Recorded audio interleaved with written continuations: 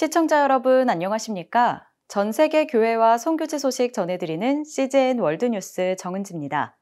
첫 번째 소식, CBN에서 보내온 소식부터 전해드립니다. 인도는 절대 다수가 힌두교입니다. 이 때문에 대부분의 인도인이 인도를 힌두교의 나라라고 여기며 인도 사회에 다른 종교는 존재할 수 없다고 생각합니다. 정부마저 이런 극단주의를 지지하면서 국제사회의 우려를 샀는데요. 실제로 일부 주에서는 반개종법을 시행하고 있으며 모디 인도 총리는 힌두교 민족주의를 적극적으로 앞세우고 있습니다. 타이드 미니스트리의 돈 쉔크 대표가 현재 인도교의 상황을 전해드립니다. 타이드 미니스트리의 돈 쉔크는 먼저 모디 인도 총리의 재선이 인도 크리스천에게 어떤 의미인지 설명했습니다. What it has meant is that the body of believers in India feels an increasing sense of isolation from the global body of Christ. They face increased persecution, and it's not just from the government, but because of the mindset of this Hindutva that says anybody who is not Hindu doesn't really belong here. That causes what I would say, a grassroots. There's not just the RSS, but there's also out in the village communities where we focus and where we're sending out our radio broadcasts to share the gospel. And it leaves them feeling that they are not legitimately being allowed to exist, and people in the village communities will attack them and feel like they have the backing of the government to exclude Christian believers from community events, from getting to the well to get clean water, and even to attack and beat them. Basically because of their faith in Jesus Christ. And in many, it's not just, or I'm sorry, it's not all over the country. It is specifically in states that have enacted anti-conversion laws. And so much of Christianity, if people see that and they want to join, then there is repercussions against the church saying you're converting people from being true Hindi Indians to this other religion. And it's a change that they don't like to see.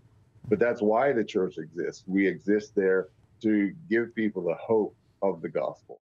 And the persecution that comes in is not just affecting the church, it's affecting other projects that we have there. So we do a lot of what we would call maybe compassion projects or social welfare, where we have literacy training, we have basic vegetable gardening, we have hygiene teaching, simple health clinics.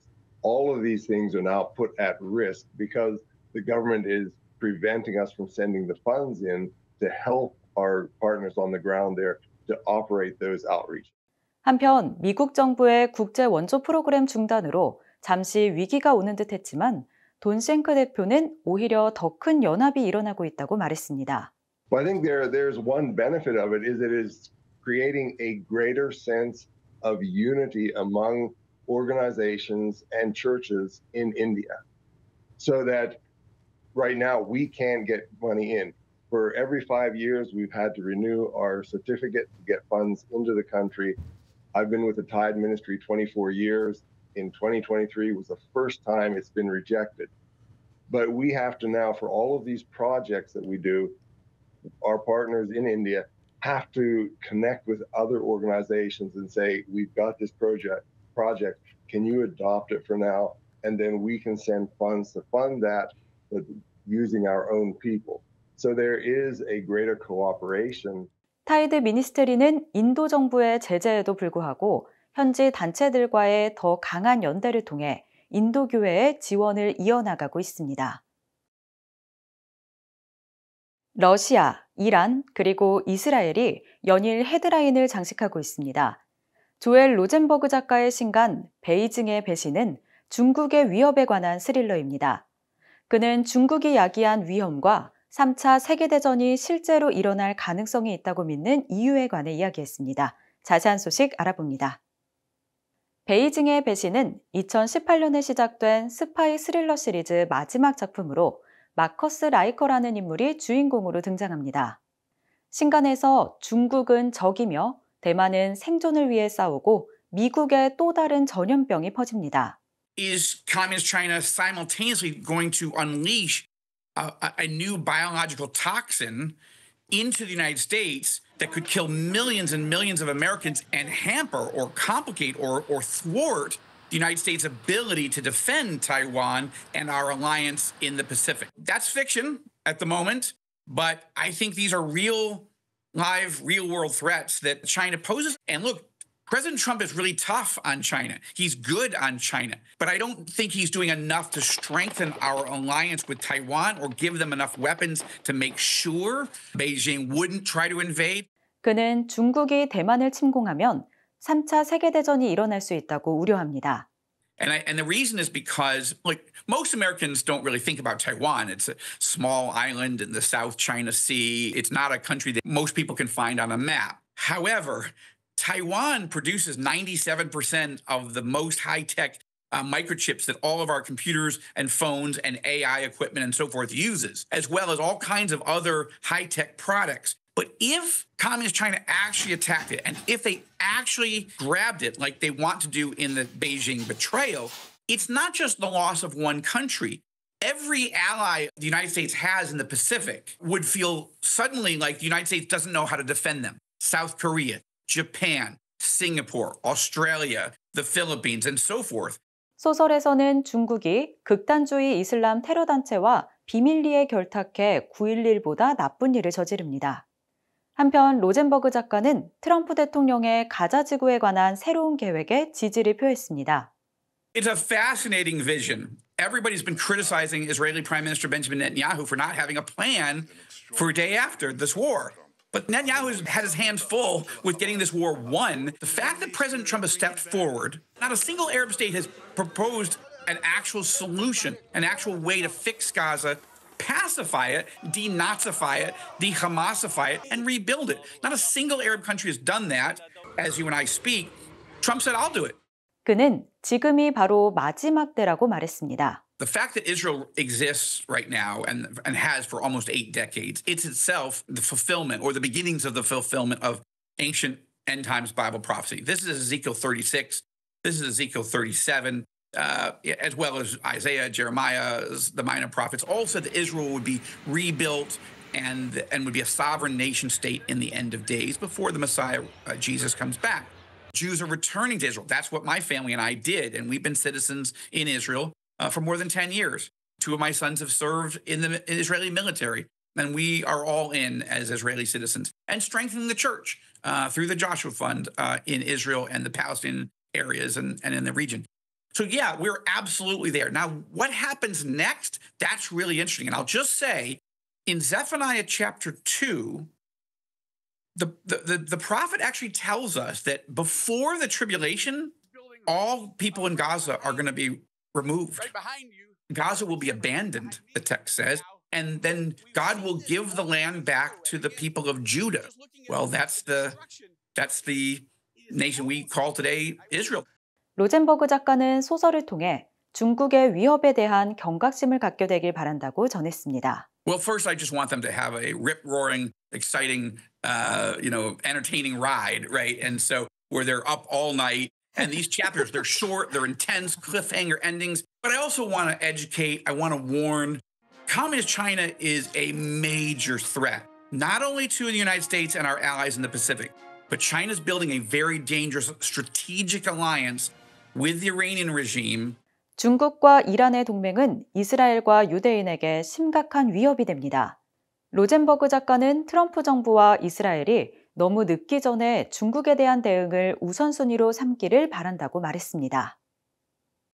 미국 텍사스주 상원이 공립학교 교실에 10계명 개시를 요구하는 법안을 통과시켰습니다. 공화당이 주도하는 움직임으로 12개 주 이상에서 비슷한 법안을 통과시켰습니다. 자세한 소식 전해드립니다. 애덤 알트하우스와 그의 아들 딜런은 매일 교실에서 10계명을 보는 것이 학생들에게 유익이 될 것이라고 말했습니다. They can look at it. They could say, maybe go home with their parents and say, what does this mean? What does, shall not covet thy neighbor's wife? What does that mean? So put the thought in their mind. 텍사스주는 공립학교 공간에 기독교 원칙을 재도입한 최소 14개 주에 합류했습니다. Posting the Ten Commandments in our public school classrooms allows students to have an understanding and an appreciation for our heritage, for systems of law, and the connection of the Ten Commandments to Western civilization. 텍사스 밸류스의 조너선 샌즈 변호사는 법안 초안 작성을 도왔습니다. We're confident with the recent election results that this is what voters want. They want to make sure that we preserve our values and that we teach about these things in our public schools and we get back to basics. 텍사스주 의원들은 정치적 변화와 대법원 판결을 이용해 학교에서 더 많은 종교적 표현을 허용하도록 노력하고 있습니다. God is mentioned in the Declaration of Independence. It's on our money, in music, like God Bless America. It's in our literature, and it's in the pledge to the flag. Why would we not mention God in our schools? The courts need to understand that by removing God, they are replacing it with nothing. 일각에서는 이 법안이 수정헌법 제1조를 위반한다고 주장합니다. This is clearly outrageous. This is not religious liberty. This is religious tyranny. 루이지애나주는 공립학교 교실에 10계명 게시를 의무화한 최초의 주입니다. 종교로부터의 자유재단은 이 법안에 반대합니다. It's up to parents to indoctrinate or not their children or expose them to whatever so-called holy books they want or whatever edicts or mandates they think are true, but not for our public schools. So, of course, we're very alarmed at all the copycat legislation. 텍사스주 의원들은 워싱턴주 고등학교 축구 코치가 경기 직후 경기장에서 기도할 권리가 있다고 판결한 2022년 대법원 판례에 따라 이 법안이 면밀히 검토될 것으로 봅니다. Only thing I even asked for from the very beginning was to be reinstated as a coach and to be able to pray on the 50-yard line. But the great part about it is it just took one person to stand up and said, enough is enough. 조 케네디 코치는 자신에게 유리하게 내린 판결이 학교 내의 종교적 자유를 위한 싸움에 힘을 실어주었다고 말했습니다. People are standing up. They're being bold in their faith. They're being bold in their constitutional rights as Americans. 에더 말트하우스는 텍사스주 공립학교가 학업을 우선시하길 바랍니다. 또한 서구 문명을 형성한 성경적 가치가 알려지는 것은 의미가 있다고 봅니다. I think being there in the schools is important. I think it would be good to have in the schools. If it's good enough for the Supreme Court, also to display in that courtroom should be good enough for a public school classroom. 텍사스주 상원이 공립학교 교실에 10계명 게시를 요구하는 법안을 통과시키면서 앞으로 더 많은 주에서 이와 같은 법안을 통과시킬 가능성이 높아졌습니다. 이 법안이 실제 학교 현장과 법정에서 어떻게 다뤄질지 귀추가 주목됩니다. CGN 월드뉴스는 새로운 시대에 변치 않는 복음을 전하며 세상에 바로 서고자 하는 그리스도인들의 눈이 되겠습니다. 시청해 주셔서 감사드립니다.